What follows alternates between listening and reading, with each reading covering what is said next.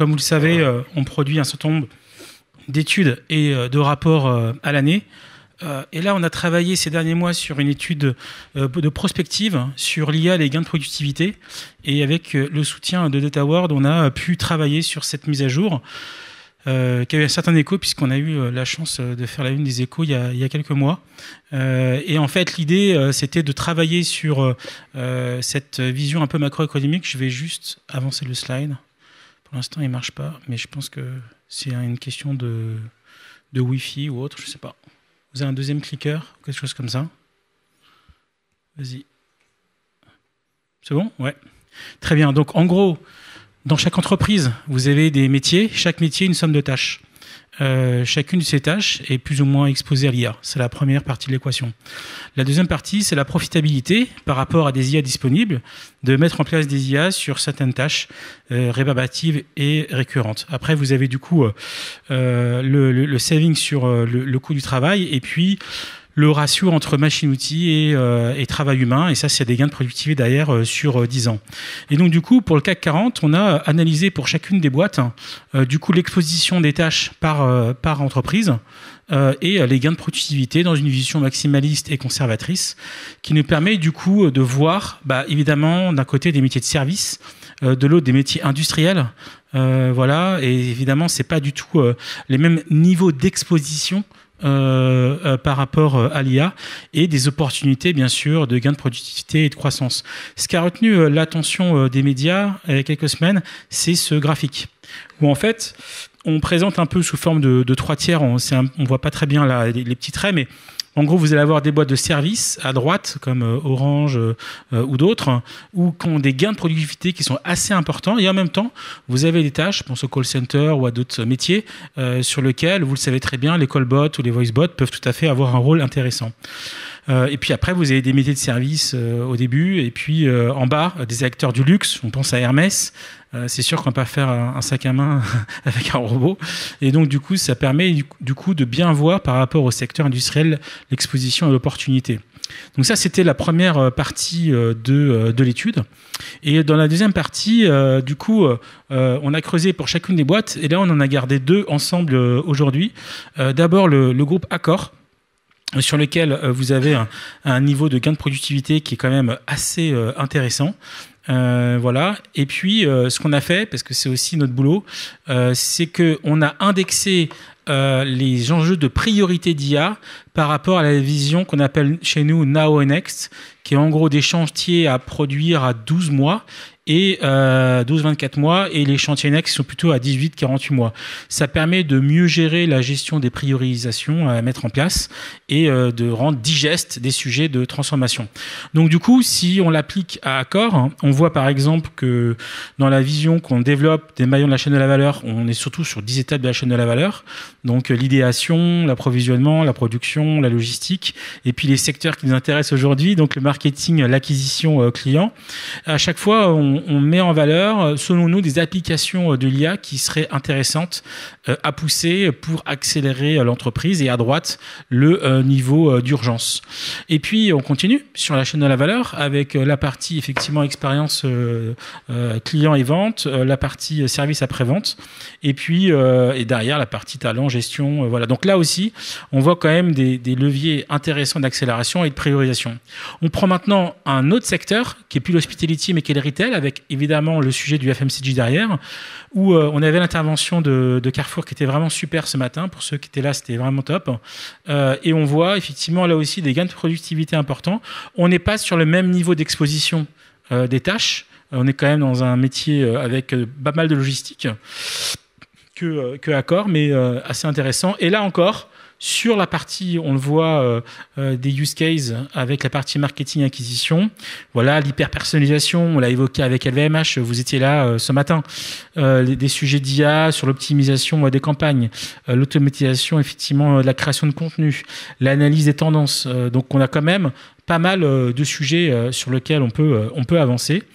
Et sur l'expérience client, la recommandation, bien sûr, la partie prédiction, les assistants visuels, et puis sur la partie service après-vente, voilà, l'IA pour l'automatisation du service et des réclamations. Donc on le voit sur 2 boîtes, on a quand même des leviers assez importants. Et puis on a eu l'occasion effectivement ensemble de se dire, autour du coup de ces 10 étapes de la chaîne de valeur, quelles sont les startups françaises et européennes qui peuvent aider sur chacune des étapes à accélérer des points d'IA pour avancer et accélérer. Donc du coup, on vous présente ce tableau en exclusivité qui est du coup disponible pour nos membres avec un détail bien sûr par boîte, avec cette velléité par du coup secteur. Voilà. Alors évidemment, c'est challengeant puisque on a bien sûr des acteurs qui peuvent être transverses aux différentes activités, mais on a quand même essayé d'organiser les choses pour aider le lecteur, vous en l'occurrence, d'essayer de dégrossir ce qui pourrait vous aider à accélérer. On le voit, c'est un vaste chantier, c'est assez complexe, mais en tout cas, c'est ce qui, en étant accompagné, peut permettre de gagner en productivité. Voilà. Donc, je me tourne maintenant vers toi. Micro. Je pense qu'il fonctionne. C'est ça, exactement. Donc, je voulais que tu présentes rapidement DataWorld et ton rôle avant qu'on échange ensemble. Oui, pour ceux qui ne connaissent pas, DataWorld, c'est un groupe qui a 25 ans et on s'occupe vraiment de connecter les marques avec le monde. C'est-à-dire qu'en gros, on va gérer toute la chaîne du contenu, de la création, déploiement international et management sur tous les touchpoints. Donc, quand on dit contenu, on parle de photos, de vidéos, d'audio, de texte. Et quand on parle de touchpoints, c'est de la télé, out of home, les réseaux sociaux, les websites, les bannières. Voilà, tout ce qui va être vraiment pour le consommateur final, tout ce qu'il peut voir dans la vie physique et digitale. Alors, on l'a vu dans l'étude, beaucoup de leviers d'accélération autour de l'IA, avec hospitalité d'un côté, retail de l'autre, dans la sélection qu'on a pu faire ensemble. Selon toi, pourquoi la transformation des marques n'avance-t-elle pas aussi rapidement que prévu? Et quels sont, selon toi, un peu les freins que tu observes en tant que praticien? C'est vrai que sur la partie contenu, on voit là, les gains de productivité qui peuvent être assez importants finalement dans l'étude, et il y a un écart assez fort avec le taux d'adoption. Ça fait quasiment 3 ans maintenant que le grand public a découvert ChatGPT. On nous avait promis de créer des contenus à la volée très rapidement, etc. Et on voit malheureusement qu'il n'y a pas ce taux d'adoption. En fait, il y a 3 raisons principales. La première, on le voit un peu ici, c'est qu'il y a une multitude d'outils. Donc tous ces outils individuellement, ils sont extrêmement efficaces. On les a testés. C'est vraiment des bons outils. Mais en fait, pour pouvoir gérer une campagne par exemple de A à Z, il va falloir avoir potentiellement un agent de copywriting, gérer le SEO, gérer ensuite la traduction fine avec la charte édito de la marque, resizer les bannières, avoir de la voix, enfin, donc ça va être plein d'outils. Donc la multiplicité des outils, ça fait que les gens sont un peu perdus, et quand on va essayer d'équiper finalement les personnes opérationnelles dans les grands groupes, leur demander d'utiliser demain 5, 6, 7 outils d'IA à la suite, forcément c'est infaisable. Donc ça c'est une des raisons. La deuxième, c'est que pour mettre en place ces outils-là, il faut des doueurs, des gens qui sont en capacité de les mettre en place et de créer une plateforme unique avec l'ensemble des outils qui sont déjà orchestrés. Et c'est ce qu'on fait nous au quotidien, de mettre en place des plateformes sur mesure pour les grands groupes. Et enfin la dernière, c'est la partie responsabilité. Quand tu équipes finalement tes employés, qui est responsable de l'utilisation du contenu final? Donc est-ce que tu vas finalement licencier un employé parce qu'il y a une erreur, ou parce qu'il y a une erreur de texte ou de visuel? C'est des questions très complexes, donc on va recharger les équipes et on va leur demander d'être responsables, alors qu'avant elles donnaient ça à une agence.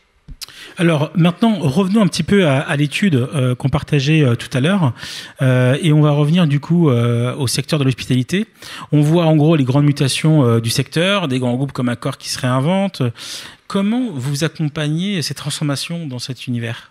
C'est vrai que les gains qu'on voit là sur Accor, c'est des gains, on pense immédiats, on va se dire on va pouvoir permettre aux gens de réserver un spa facilement, d'avoir un chatbot au lieu d'aller déranger la réception. Donc il y a des gains énormes de productivité sur les employés, mais il n'y aura pas de rupture. C'est quand même leur cœur de métier, on ne va pas demain passer, il n'y aura pas de changement brutal avec l'IA. En revanche, sur la partie contenu, c'est un no-brainer. Le seul blocage en général pour des marques comme ça dans l'hospitalité, c'est le fait d'avoir le biais culturel. En fait, quand on va avoir des touristes qui viennent de Dubaï, du Japon, des États-Unis et du Brésil, les attentes en termes de contenu, elles sont vraiment différentes. Avant, on était obligé de shooter dans chacune des régions ou de re-shooter des campagnes localement. Là, avec l'IA, honnêtement, ça fait beaucoup penser au groupe SEB, qui est un autre client qu'on accompagne, où on touche au food, ou alors on touche à l'hygiène, quand on a un aspirateur robot Roventa dans les maisons. En Asie du Sud-Est, on ne peut pas avoir de chaussures ou pas avoir de chiens dans les maisons. Quand on a un plat avec du porc ou du bœuf, par exemple du bœuf en Inde, ça va poser problème. Avec l'IA, maintenant, honnêtement, on va pouvoir faire une campagne globale, penser vraiment en centrale, et décliner, avoir un vrai taux de réutilisation de la part des filiales, parce qu'on va pouvoir décliner l'ensemble des formats et l'ensemble des créas. Du coup, un vrai gain en termes d'accélération, de personnalisation, de localisation, d'intégration culturelle, c'est ça? C'est l'hyper-localisation, et on a plus ce problème de se dire ça n'a pas été pensé pour moi cet asset, on va pouvoir faire le dernier kilomètre avec de l'IA, et vraiment avoir un taux de reuse. Et donc là, t'imagines shooter re-shooter en Asie du Sud-Est à Bangkok, tous les assets pour avoir des gens sans chaussures ou sans les chiens. ça coûte 10 fois plus cher Bien sûr. de le faire avec un outil d'IA. On passe maintenant du coup sur les use cases retail. On voyait les slides Carrefour. On a eu l'intervention ce matin. Encore une fois assez intéressante, avec l'idée de, comme il faisait, des petites vidéos d'avatar qui présentent un use case par point de vente Carrefour, at scale, par région. C'était assez impressionnant. Et du coup, dans ce secteur, effectivement, que ce soit Carrefour ou des FMCG, qu'est-ce que tu vois un peu comme amélioration, accélération de l'expérience ? Ouais, c'est vrai que sur Carrefour, c'est un peu particulier parce que c'est hyper concurrentiel, où quelques centimes peuvent faire finalement basculer le consommateur sur une autre marque. Et donc, ça a des conséquences, cette particularité de Carrefour du retail. La première, c'est qu'il va falloir avoir il y a un rythme effréné finalement des promotions, beaucoup de promotions, et l'hyper-personnalisation. On a un petit peu parlé ce matin, puis tout au long de la journée. Finalement, on va pouvoir procéder une promotion de quelqu'un qui boit du café. Si on a vu qu'il avait dans son panier du café habituellement, s'il en boit jamais, ça n'a pas trop de sens. Donc, nous, on a travaillé avec Carrefour directement en Belgique. C'est un beau laboratoire pour commencer un POC avec Carrefour qu'on va ensuite étendre sur le reste de l'Europe. C'est vraiment de pouvoir réutiliser des contenus qui nous viennent de Publicis. Donc Publicis gère la campagne nationale de Carrefour en Belgique, donc tout ce qui est télé, radio, print. Et nous, on va réutiliser ça pour démultiplier vraiment les formats et faire des milliers et des milliers, des formats quasiment infinis de newsletters, de posts pour les réseaux sociaux. Donc toute la partie digitale, c'est vraiment le groupe Dataverse qui s'en occupe. Finalement, on va laisser à Publicis la campagne, la stratégie, la vision globale. Mais par contre, quand il faut de l'agilité, vraiment beaucoup de volume et une vélocité extrêmement forte, là, si on veut faire de la hyper-personnalisation pour pousser des newsletters très spécifiques à chacun des consommateurs de Carrefour en Belgique, il faut une organisation qui est complètement différente. Et c'est vrai que là, l'IA nous permet de démultiplier des choses hyper personnalisées pour chacun des consommateurs. Merci beaucoup. Si tu avais un message pour notre audience et les dirigeants qui sont en train de nourrir leur roadmap digital, quel serait-il, sachant qu'on le voit, on est dans un monde incertain, complexe, et en même temps, il faut pouvoir articuler une roadmap sur laquelle tu puisses nourrir à la fois les projets, accélérer. Par rapport à ce que tu vis, ce que tu vois, quelles seraient tes recommandations ? Alors déjà, il faut accepter qu'il n'y ait pas une seule IA. Malheureusement, il n'y a pas un outil qui permet de gérer le end-to-end de la production de contenu et son déploiement à l'international. Il faut accepter qu'il y en ait plusieurs. Honnêtement, ça va être 5, 6, 7 IA qui vont devoir être orchestrées. Donc ça, c'est vraiment un fait. Et on n'attend pas d'ailleurs de ces plateformes-là, si elles resize les bannières, d'avoir de bien gérer la traduction ou les textes en surimpression. C'est impossible. Chacun son métier. Donc la première chose, c'est d'accepter ça. Et ensuite, une fois qu'on a dit ça, c'est de créer sa plateforme sur mesure pour le besoin de chacun des clients. On voit que les grands groupes ont besoin de choses très particulières. Il faut bien comprendre comment est-ce que fonctionne la création du contenu et son déploiement. Et en fonction de ce mapping, vraiment utiliser les bonnes solutions d'IA. Donc nous, c'est vraiment ce qu'on fait. Après, il y a une question du make or buy, toujours la même. Est-ce qu'on va essayer de redévelopper nous-mêmes? Est-ce qu'on va identifier des solutions qui peuvent être obsolètes en plus? Donc on parle de 6 solutions potentiellement. Ça va évoluer très vite. Est-ce qu'on va essayer de le développer en interne ou est-ce qu'on va plutôt faire confiance à des personnes qui l'ont mis en place? Nous, on parle de FMCG. On a mis en place, par exemple, chez Henkel, toute la Localization Factory. On gère l'ensemble des adaptations, que ce soit pour la télé, le out of home, etc., la voix, le texte, le statique, la vidéo, le reformatting. Et bon, c'est énormément finalement d'IA, mais à différents moments et qui sont quasiment, malheureusement, entre guillemets, inutilisables directement par chaque employé de Henkel. Ça va être géré plutôt par une agence qui va mettre en place le projet et qui va ensuite gérer la localisation avec des coûts qui sont réduits vraiment de moitié dans ces cas-là. C'est vrai que dans cette logique effectivement de localisation, si on couple un peu les enjeux de localisation extrême, parce qu'il y a localisation plus hyper-personnalisation, il y a une intégration vraiment culturelle à faire pour comprendre le consommateur local. C'est là où ce couple en fait IA et localisation est assez intéressant. Ouais, complètement. En fait, tu pars souvent d'une big idea, tu as quelques key visuals, une vidéo héros, et puis là, tu te dis, OK, en fait, il faut que je crée déjà des centaines d'assets juste pour mon master toolkit. Et puis après, on parle de langue, de culture, ça va faire des milliers d'assets.